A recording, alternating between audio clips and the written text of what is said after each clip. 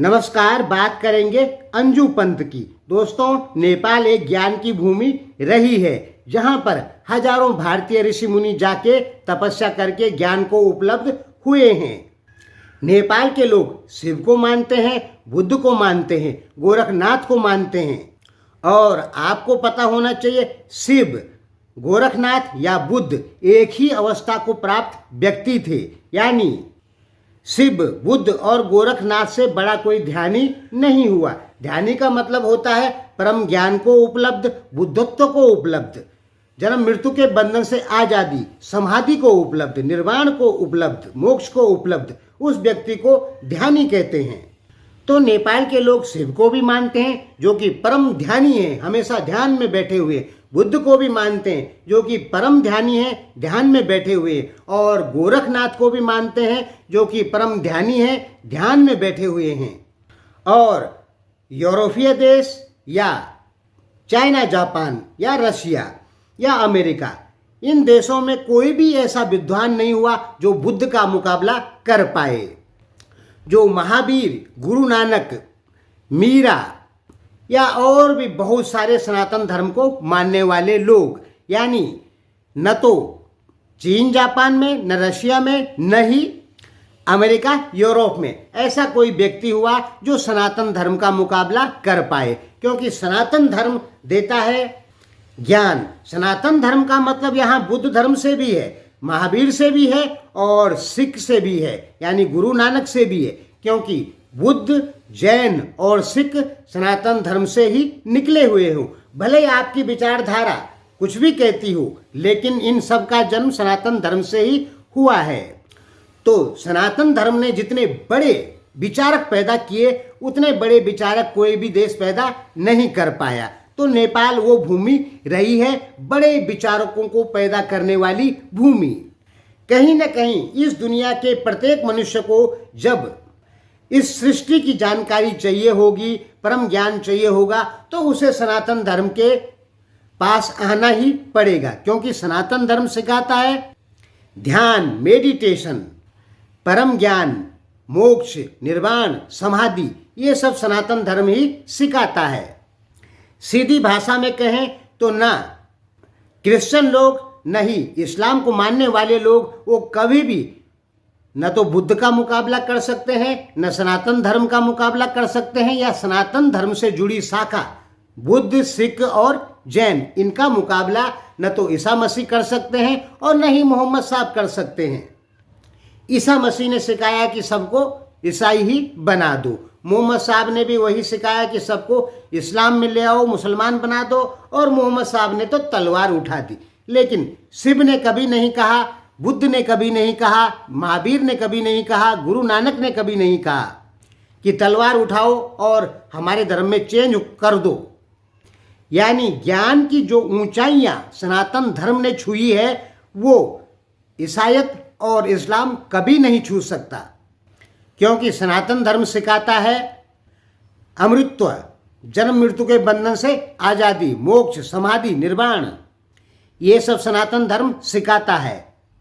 अब बड़े अफसोस की बात है कि नेपाल की एक सिंगर, जो कि बहुत बड़ी सिंगर अंजू पंत, जिनको कि करोड़ों लोग फॉलो करते हैं, जब मैं उनकी बड़ी रिस्पेक्ट करता था, लेकिन जब मैंने देखा कि ये ईसा मसीह का प्रचार कर रहे हैं, मेरे यीशु, तो उनके लिए जो हमारे दिल में सम्मान था वो पूरी तरीके से समाप्त हो गया। उसका मुख्य कारण ये है कि हमें लग गया कि अंजू पंत एजुकेटेड नहीं हो सकती, विद्वान नहीं हो सकती।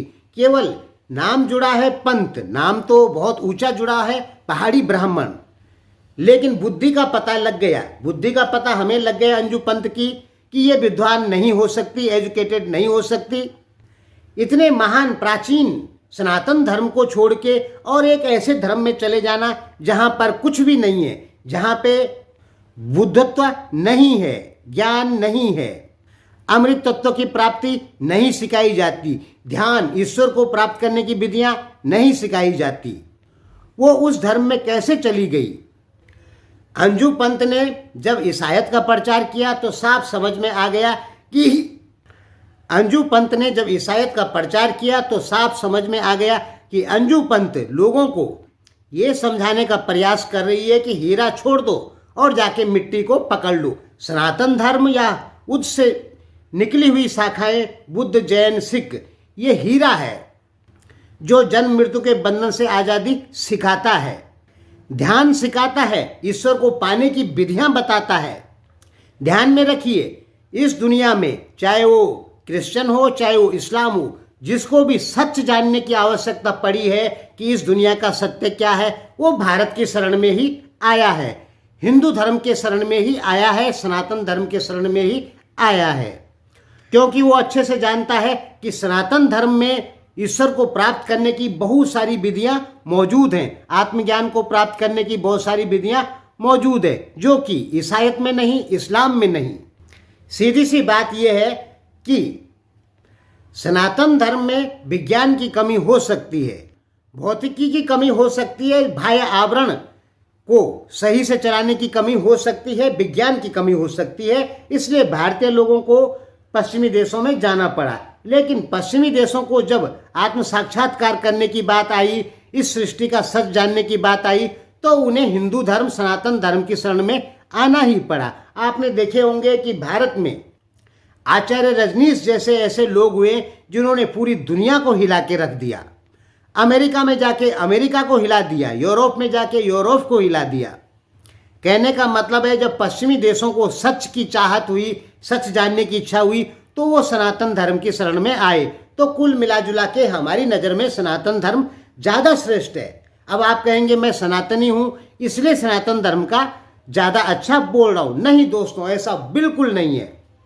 हम कभी पक्षपात नहीं करते। हमें इस्लाम में वो खूबियाँ नज़र नहीं आई जो बुद्ध में आई, जो जैन में आई, जो सनातन में आई, जो सिख में आई। हमें ईसाईयत में वो खूबियाँ नज़र नहीं आई जो सनातन धर्म में खूबियाँ नज़र आई। सनातन धर्म का मुकाबला ईसाईयत और इस्लाम कभी नहीं कर सकता, क्योंकि ईसाईयत और इस्लाम का सच से कोई लेना देना नहीं।